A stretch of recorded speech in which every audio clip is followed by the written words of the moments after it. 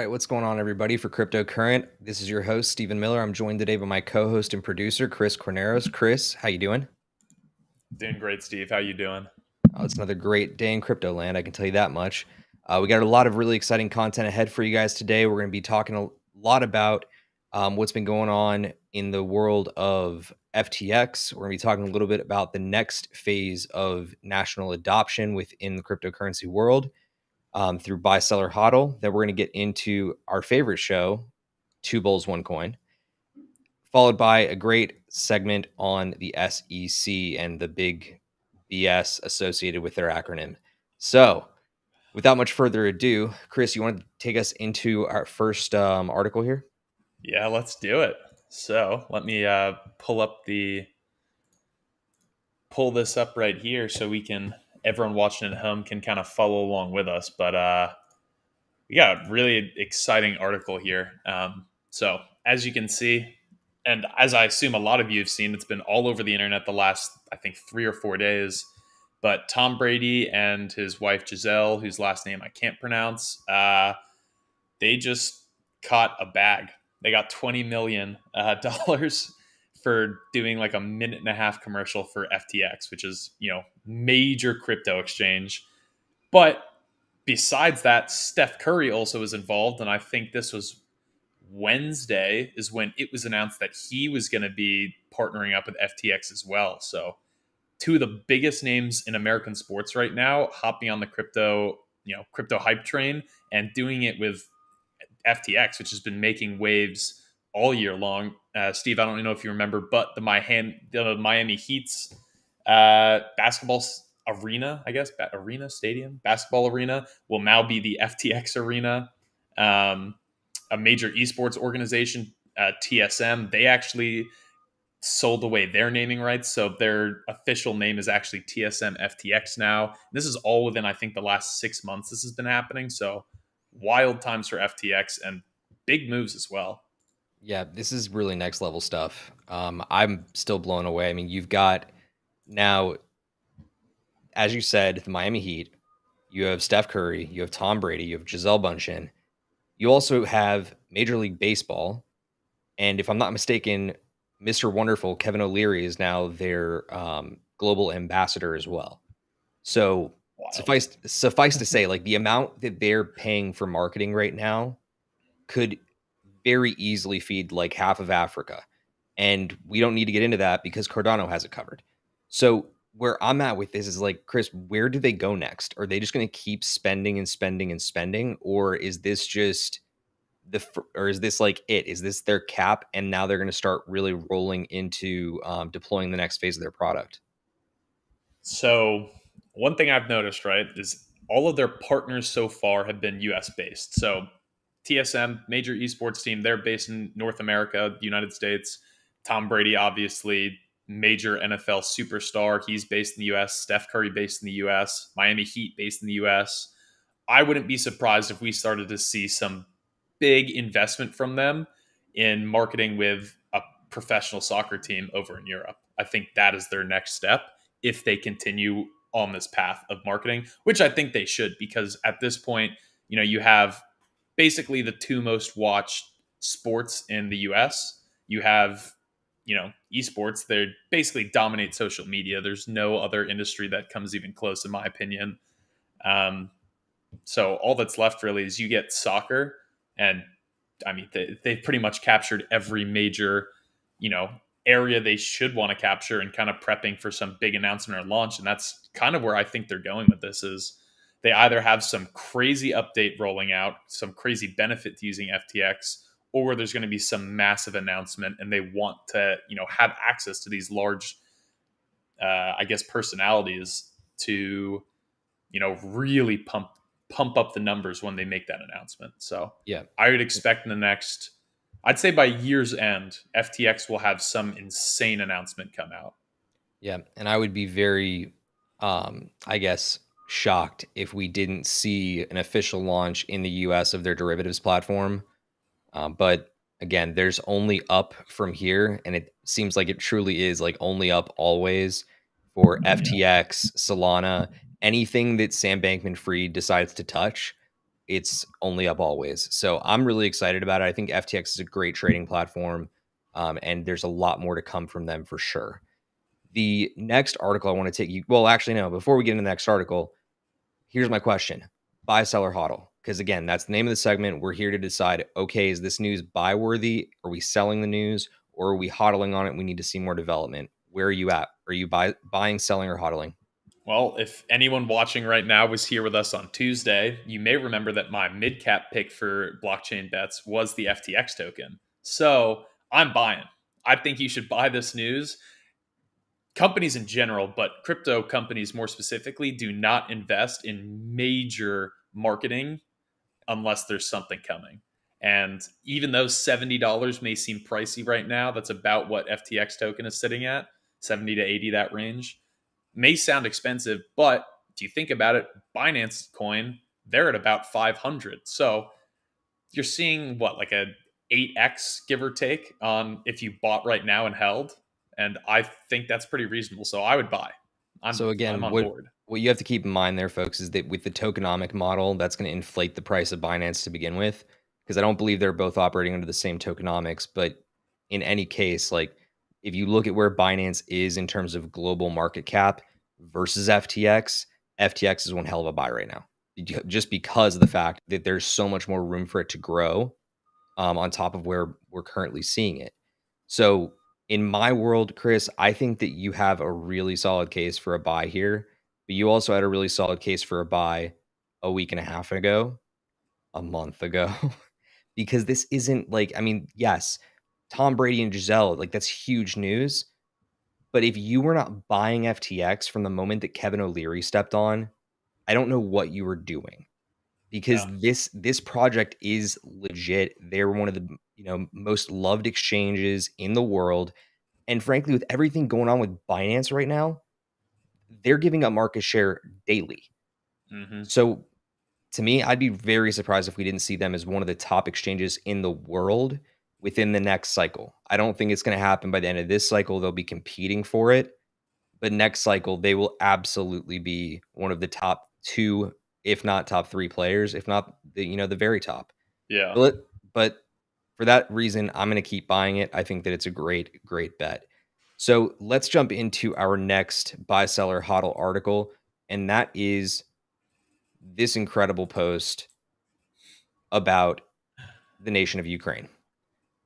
So normally I would kind of pivot from this, right? Like I don't get super fired up about, the news out of Ukraine, whether it's in Chechnya or otherwise, but I really do find myself getting caught up in this narrative of which country is next. What is the next domino to fall? And it turns out that in the last 24 hours, it was Ukraine. Ukraine has had a nearly unanimous vote after the Ukrainian parliament put up this law, within the last couple of days, but it was set in motion in early 2020, that legalized and regulates cryptocurrency in the country. Up until today, it was total gray area, according to the article. But as many of you guys know, Ukraine was working with, the Stellar organization for a while in terms of developing internal cryptocurrency, and also blockchain, infrastructure. But the law itself here is outlining effectively what the regulators need to be thinking about when they're moving forward, right? Instead of it just being guesswork. We saw what happened in El Salvador earlier on in the 2 or 3 weeks ago now, and then also you had Cuba coming out with their own regulatory guidelines. So what I'm getting out of this is that right now is an incredible time to be alive and in cryptocurrency, but this is just going to be the next domino to fall. And it gives me a lot of hope to look onto the horizon and say, okay, what is next? What country is going to be next in this whole discussion? Um, Personally, I've got a lot of, belief that the next one to fall is Panama. I've been watching very, very closely to this whole discussion, and everything is pointing there. But look, it's not like in Ukraine they're adopting Bitcoin the way El Salvador did, right? Mm. So for right now, the hryvnia, I believe it is their national currency. That is still king, just the same way that cash is king here. But I see this as global governments are finally acknowledging that crypto is inevitable. So, Yeah. Chris, do you have any take on this? Who do you think is the next country to fall? Do you think the US finally gets its shit together or no? No, I think we are a few election cycles away from the US doing anything. And part of that is for for whatever reason, Republicans are the biggest proponents of not messing with crypto because they know they don't get it. And, obviously in the US recently, there's been a major push to, get more Democrats in office. And they're the ones who are actually holding crypto back. So it's going to take a while, is what I'm getting at. Because for whatever reason, nothing has made sense in politics here. So crypto's crypto's on the back burner for the time being. That being said, I think Panama is an interesting one, but I would actually look towards some other Eastern European nations like Greece.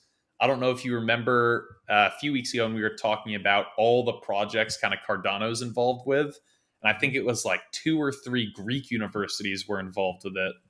And that kind of leads me to believe, they had major economic meltdown about 10 years ago. That kind of leads me to believe, maybe they're toying with the idea and the Greek parliament is also going to enact something similar. Yeah. Well, I can hope this starts to roll out across Europe as well. But there was a set of rumors out in the last, like, I want to say month and a half, 2 months, where the EU has apparently been having backdoor communications with IOG Global. So the fact that Yeah. the folks at Cardano could have their hooks into the EU broadly kind of is a signal that you may see that sooner than you think. Yeah. It may not be formally organized with Greece in particular, but it could benefit the entirety of Europe, which Yeah. I think is incredible. Well, look, are you buying, selling, or hodling on this? Because again, it's a pretty broad sentiment, but I think that the first thing that we need to look at is Bitcoin. Does this make you want to buy Bitcoin more? To me, I think this makes me want to. I mean, I'm going to keep accumulating Bitcoin. This news isn't going to particularly change that. Um, Definitely, it makes you want to hold. What I'm more interested in is, things like a USDC or a Tether, actual coins where the purpose of them is to link up one to one with a fairly stable fiat currency, because those are the ones I foresee at least that people will actually be spending. Because at the end of the day, how practical is it really to spend 1/10,000th of a Bitcoin on something? It's kind of And for a lot of people, actually, it won't make sense to be like, oh, I spent 0.00009 Bitcoin on this. It's not going to make sense then. But if you say, oh, I spent 10 Tether, that makes a lot more sense. It's easier to understand.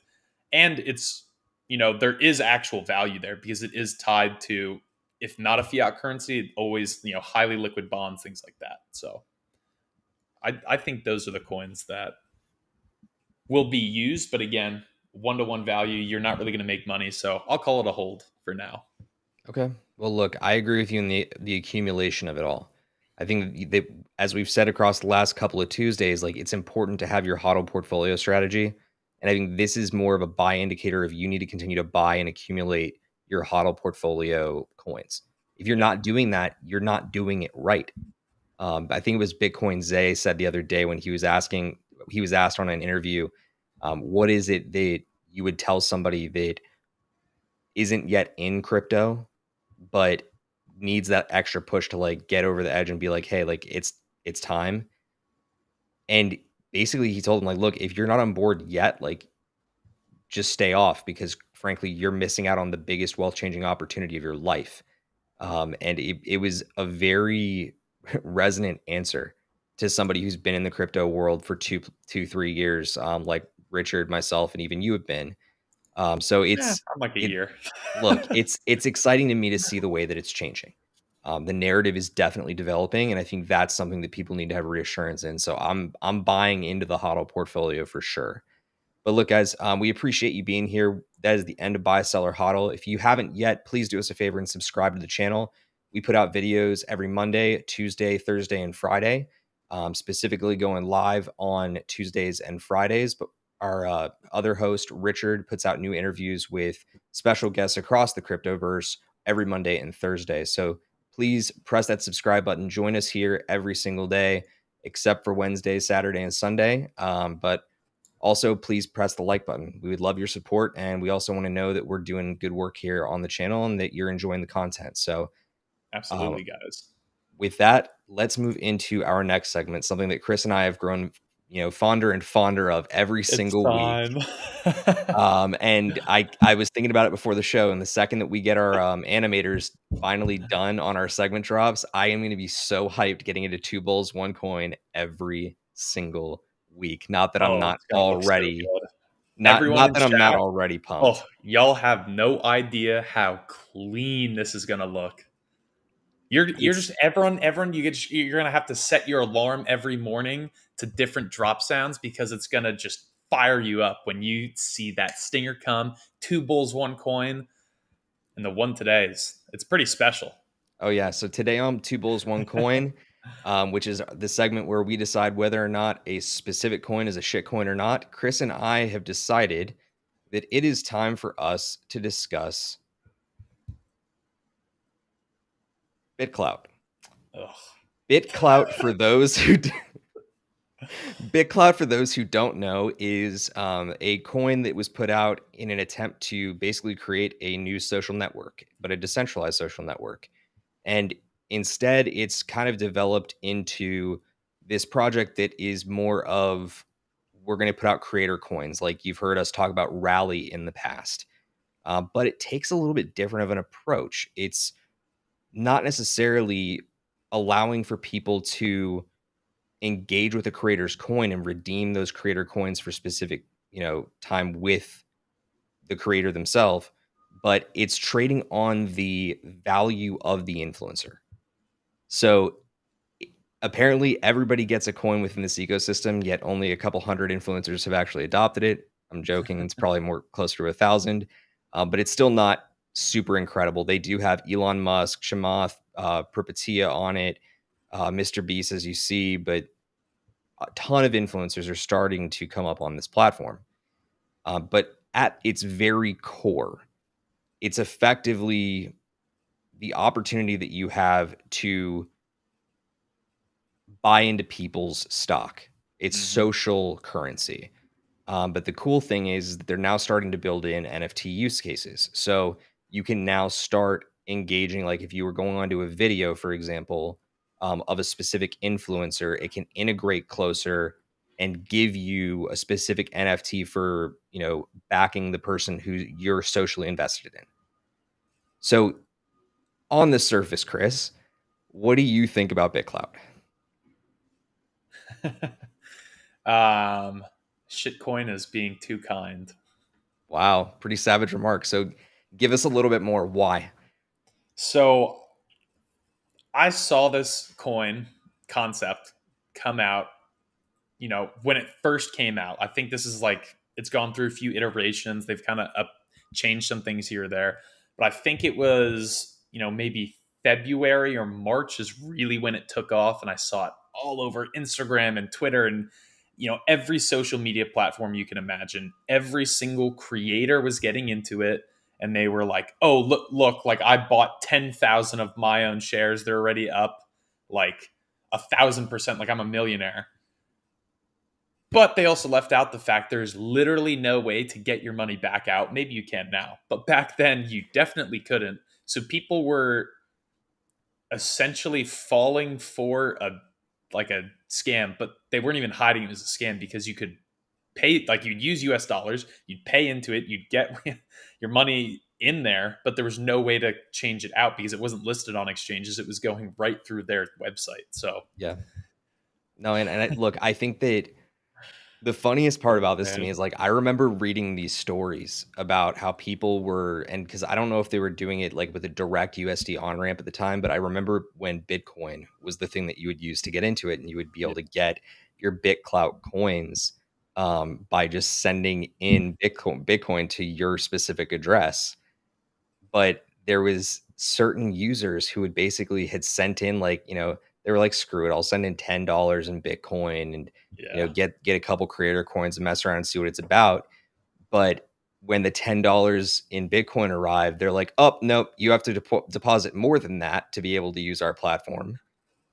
And I'm sitting there just shaking my head. I'm like, what? And there's no simple way to get your $10 back.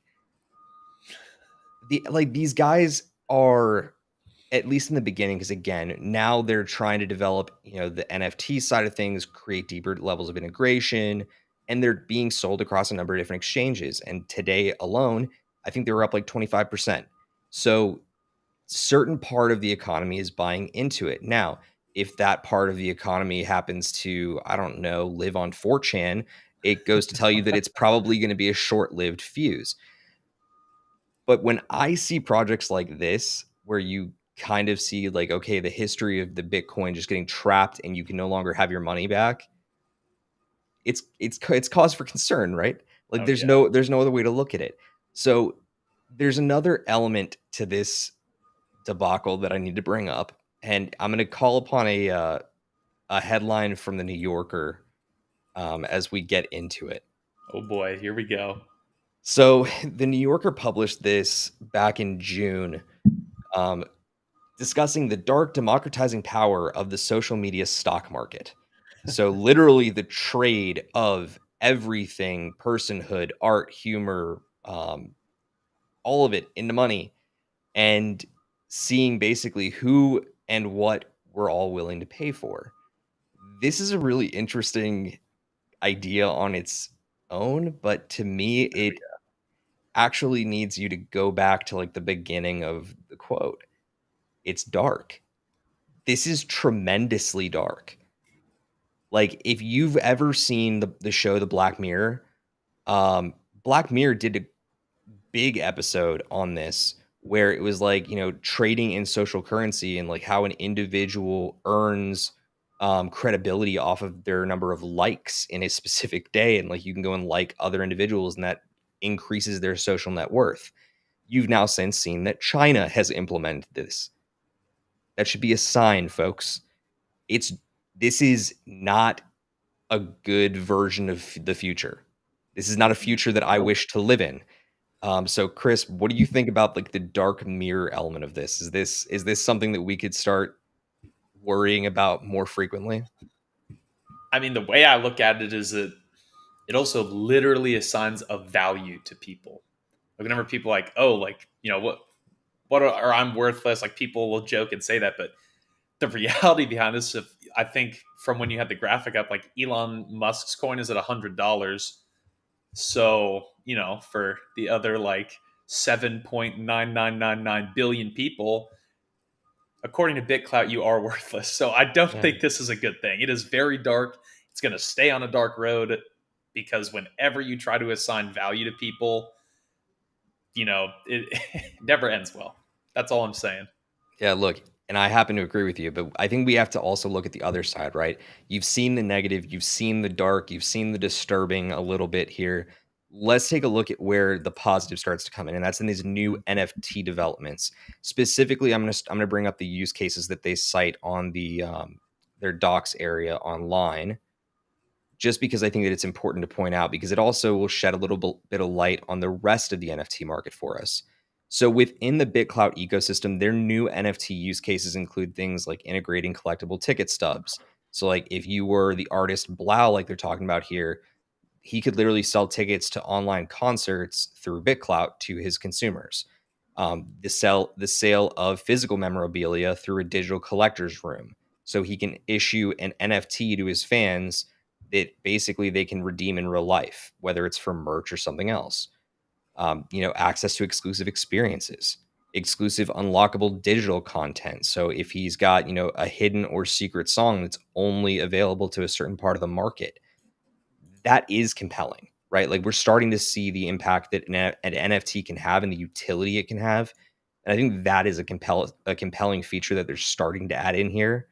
But then Mm-hmm. you also get into stuff like exclusivity and chat groups.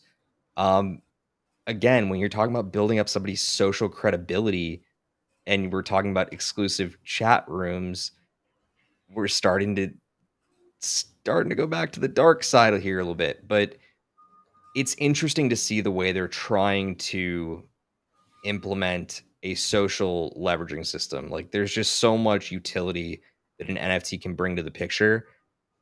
But is that enough to turn the tide here? Is that enough for us to actually say, no, this isn't a shitcoin? I mean, you and I talked about this earlier today, which is there are some aspects of NFTs I like. And what they brought up is a good point, which is this is also like originally, I think the goal of an NFT was to do what they're trying to, which is create exclusivity. But instead of having like a Live Nation or you have your record label handling distribution, all you need is, the NFT tickets, and then it goes from artist to fan. And I think that's actually a really good application. But the flip side of that, and why I still don't think it's great, is these record labels own all the rights anyways. Why would they give up the ability to handle distribution? Because even small, like any smallish artist, right? Like I'm not talking like the, Steve Aoki's of the world who have millions. He sells out like stadiums anywhere he goes. Doesn't matter the country. I mean, like, the more mid-sized artists, like they're still pulling in millions for their record labels. They're not going to mess with that. And honestly, NFTs for a lot of fans would be too complicated. And I think that's where, you know, I think that's kind of where the tracks run out, is kind of ease of use. If it's not easy to use, it doesn't matter how good of an idea it is, because why would anyone switch over to something more complicated? Yeah. And so I still, get it out of here. I don't want no BitClout. Yeah, look, there was another point that was brought up earlier, and I can't remember exactly who said it. It may have been Richard, but mass adoption will never actually get here until this stuff becomes totally frictionless. And right now, especially when you look at stuff like BitClout, where you have like these different layers and resistance points and barriers to entry for people, that like these are the things that are going to keep Bitcoin and cryptocurrency and blockchain from the general public. NFTs, yeah, like they do bring the general public in, but I'm not sure if BitClout as a platform is going to be the right place for them to be joining this movement. So, Chris, is it a shitcoin or not? Oh, again, shitcoin is a very generous term with this. It's bad. It's really bad. Do not. Yeah. If you're in chat right now, this isn't financial advice. It's common sense. This thing literally started out as like a in your face scam. They can try and rebrand all they want. It's you lose. The second you buy in, you've already lost. You don't stand to gain anything, because at the end of the day, we're not Elon Musk. We don't have the largest coin on the platform.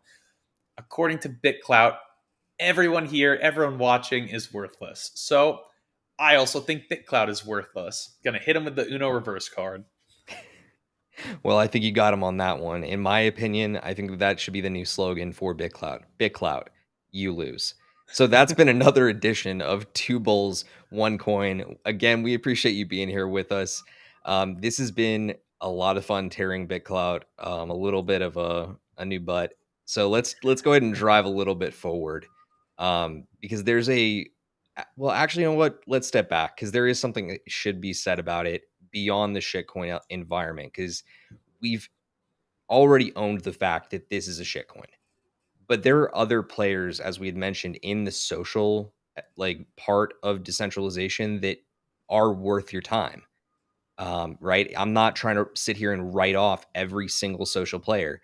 There's new platforms coming up on Cardano, like Somi Social. You have Rally, who again we brought up in the middle of the segment, and then you also have Raoul Paul's company, Real Vision, who's about to put out their alternative, likely either at the end of this cycle or the beginning of the next. Social is something that in decentralization is going to play a massive role, right? Mm-hmm. We don't want, especially with the way that social media is today, we don't want the actual company behind a social media platform to have all of the leverage over what we see. We need it decentralized. People need that for free speech. They need it for freedom of information. And I think that it's a huge piece of the next wave of cryptocurrency and blockchain development. Mm-hmm. So just want to make sure I have that disclaimer out there. But yeah, BitClout's a scam. So moving on. Let's jump into the aftershock, Chris. The aftershock is a segment that we do here every single Friday where we bring you the biggest story of the week and break it down a little bit for you so that we can understand the implications and how it's going to overall affect the market. Chris, this week we're talking about the SEC. As you saw up on the banner, the thumbnail of this video, Coinbase has decided that it's time to go to war. My question for you is, what do you know about this so far, and can you give us a basic briefing? Yeah, so this first came to my attention a few days ago when it came out that the SEC, not that they're planning to sue or in the process of starting it, but is threatening to sue Coinbase if they launch their, I believe it's called Coinbase Lend program, which is essentially, it's like it sounds like it's lending. It's taking out a loan at a whatever fixed interest rate uh, to get money from Coinbase. They were going to roll that out. People, I think, could opt to stake their crypto, and they could earn back from people investing or getting Yeah, loans. so And so so roll it back real quick. It was Coinbase Earn. So oh, this was Coinbase this was Earn. this was Okay. the ability for an individual to earn, not necessarily lend, so Are that they can make okay. APY. Oh yeah. Well, so they've already had that though. This I think is a new program coming out where you can actually get loans from Coinbase. And that's in the SEC. Basically, what I'd read about it was that they told Coinbase, like, kind of hilarious actually how they told them, because they didn't actually tell Coinbase's lawyers. They didn't like tell the company. They just put out a PR statement saying, we are going to sue Coinbase for securities fraud if they start this program because it's a security. Yeah. And since that happened, Coinbase's CEO has tried to get in contact with the SEC, their entire legal team. Mind you, this is an incredibly large company, big IPO. They have a robust legal team, to say the least. They couldn't get in contact with the SEC. So it's a very, shady situation, which I think is what Coinbase's CEO actually came out and said, is that they're being shady. Yeah, so let's go ahead and bring that up on screen for a second here, because it is really important that we get into what Chief Cue Ball Brian Armstrong had to say about it. Basically, he went through in an entire Twitter thread here and outlined step by step what was going on. So essentially, after this sketchy behavior was announced by Brian and by Coinbase on behalf of the SEC, they had been in discussions basically about this earning protocol for quite some time, because projects like Celsius and BlockFi, both of them have bigger earning protocols. And again, that's not to say that you couldn't stake specific assets on Coinbase before, but this was something bigger. This was the ability to earn up to 4% APY on USD coin, right? So all of these companies in crypto have like different versions of this, as we just said. But what he's kept getting into is like these lending features and these earning features would make it a security. Mm. So essentially, what he gets into here in the sixth piece of the thread is saying they refuse to tell us why they think it's a security and instead subpoena a bunch of records from us, which of course we comply with, demand testimony from our employees, which we also complied with, and then tell us that they will be suing us if we proceed to launch with no explanation why. This is like the most disgusting intimidation tactics I've seen out of any US government organization. And for the record, I pay my taxes. I know that the IRS is gross. They will do Yeah. anything to steal your money. But ultimately, Coinbase is one of the most compliant companies in the US because they are arguably one of our biggest advocates in the crypto space. They want this to go forward. They want crypto to continue. They don't want innovation to leave the US.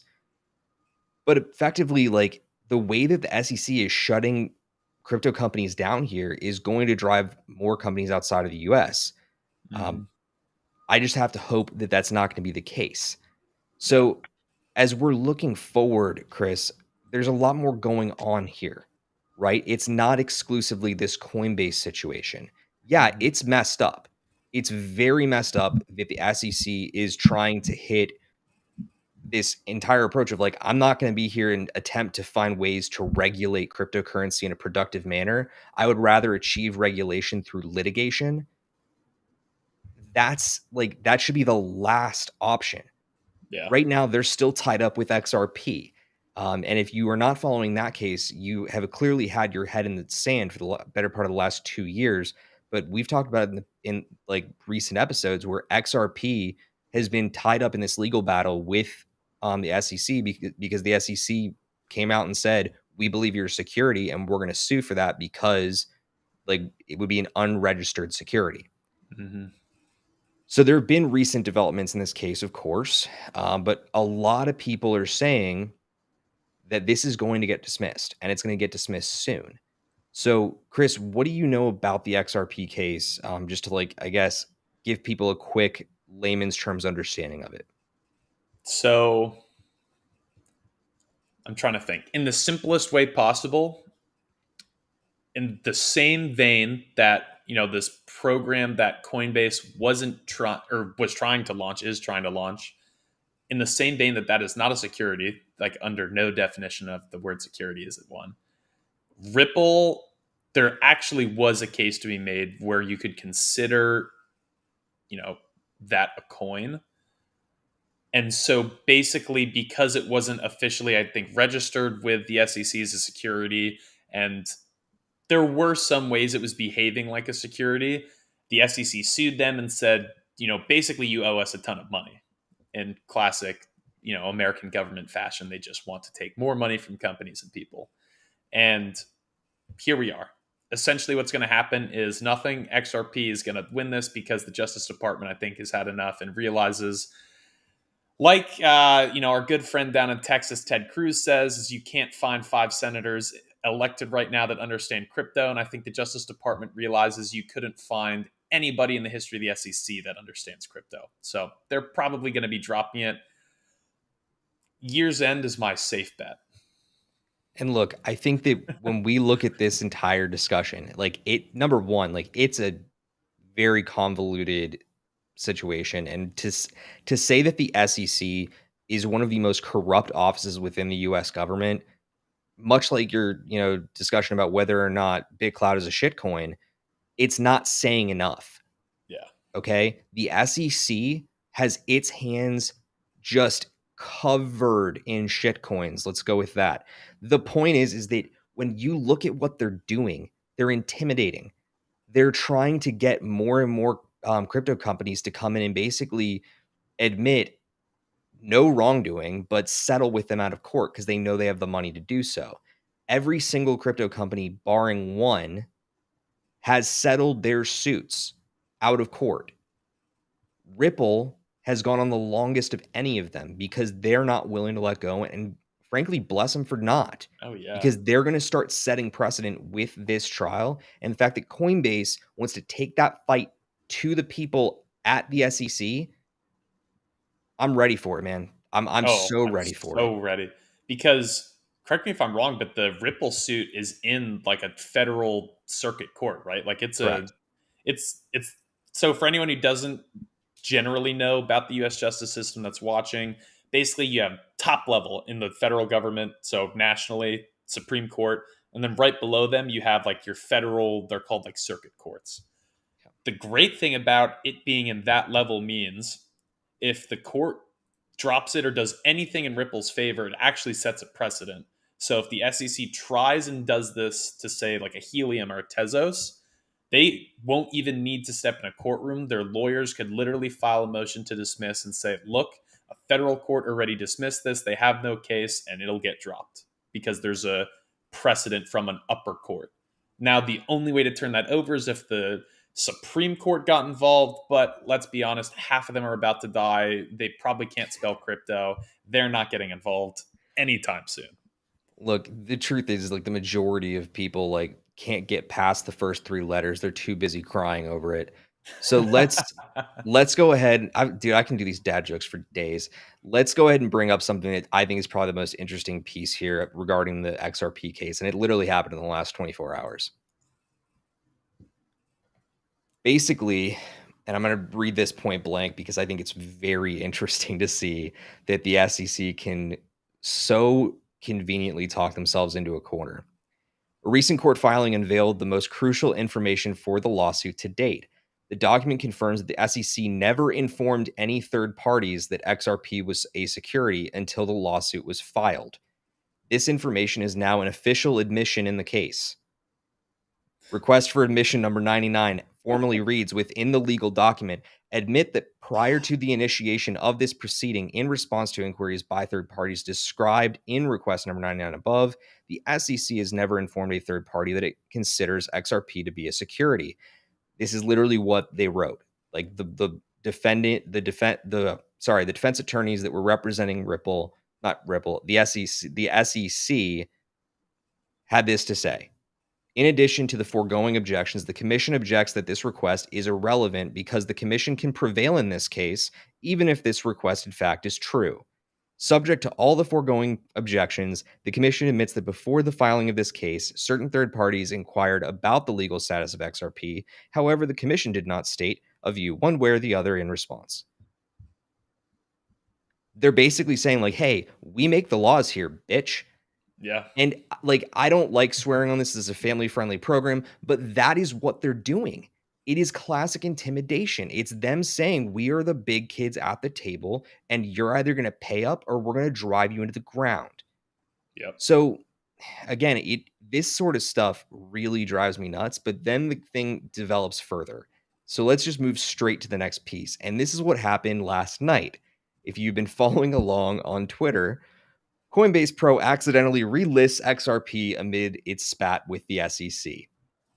Now, this can be interpreted a number of different ways. My favorite of them is a giant middle finger to the SEC saying, hey, if you're going to come after us, we're going to go ahead and show you that we have the power to turn XRP back on like that.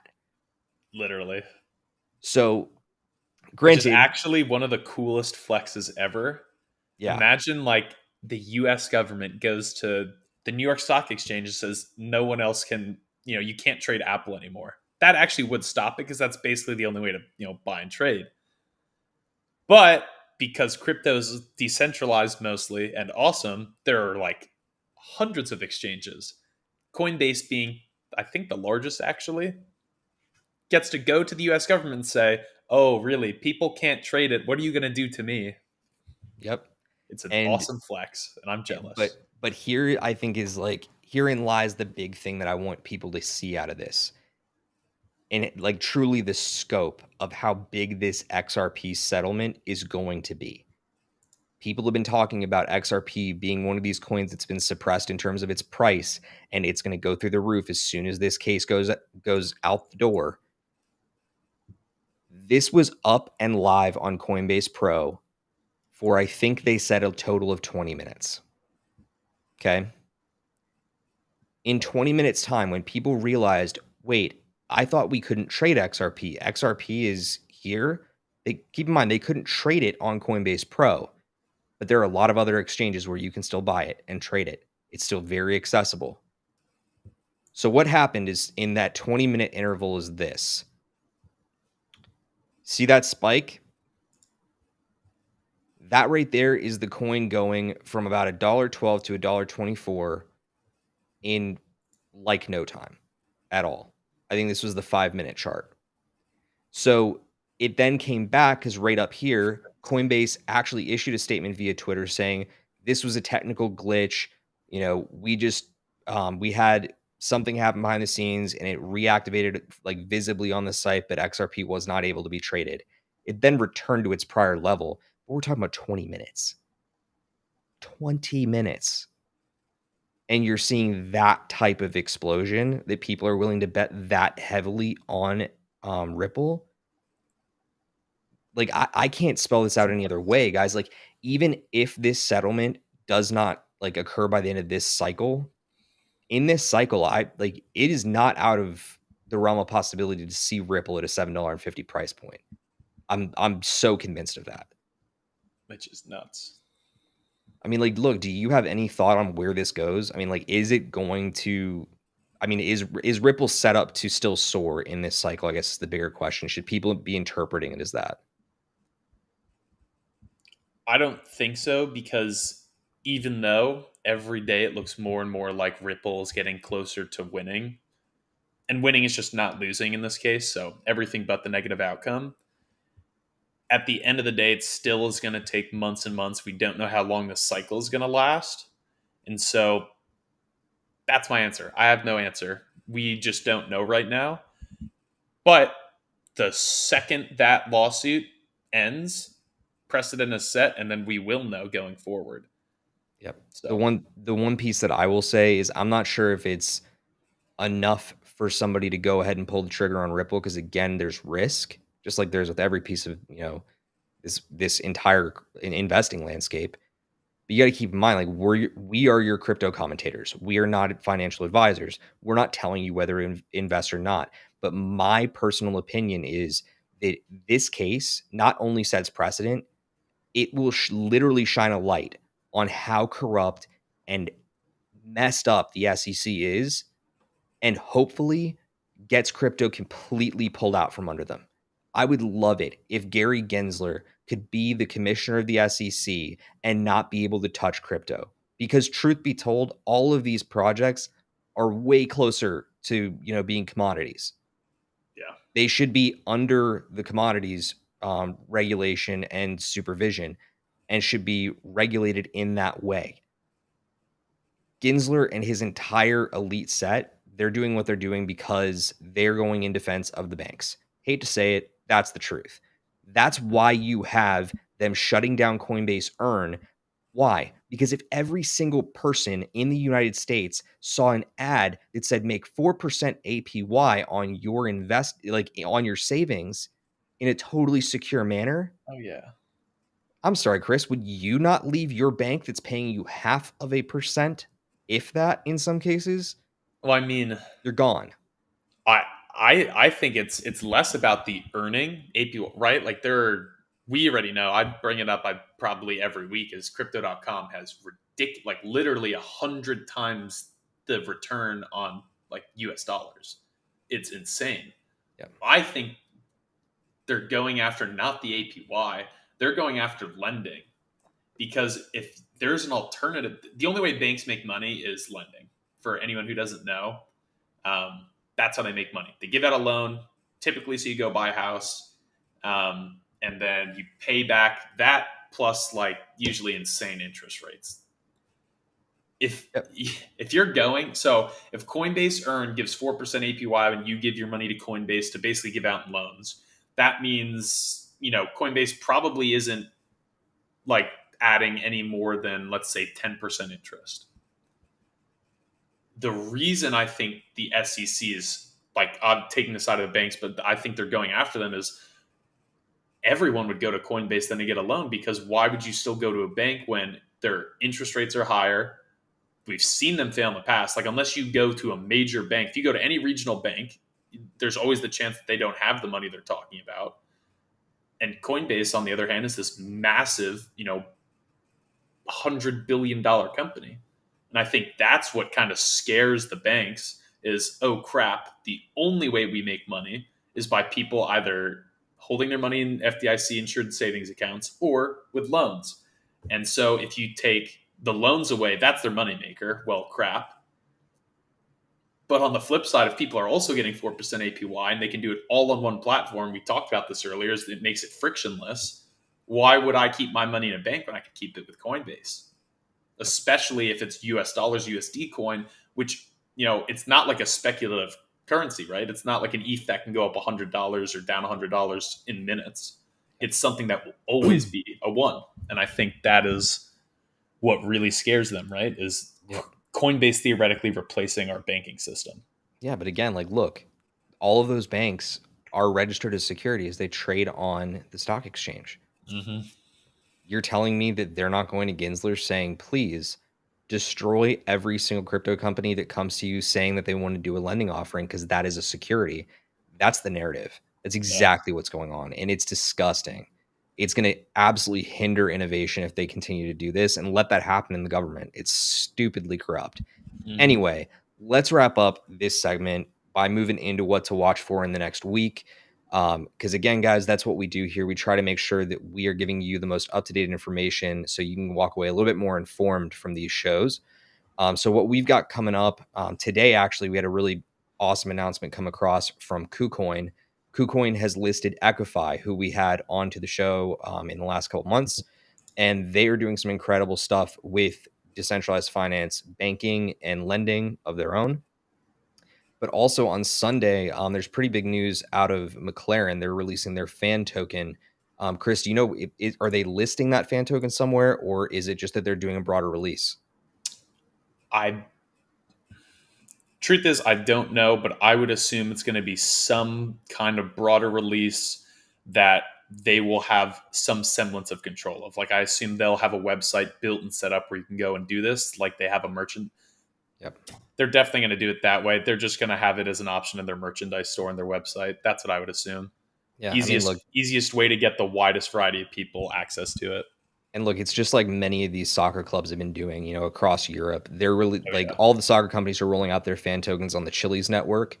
But I have to imagine that, McLaren's going to be doing something similar. But that comes up on Sunday for those of you that may have interest in that. But the really big focus across the next week, and of course on Sunday, is Cardano's Alonzo Hard Fork Combinator event, where they are officially launching their smart contract platform live so that all of these applications can start developing on Cardano's Web3 platform.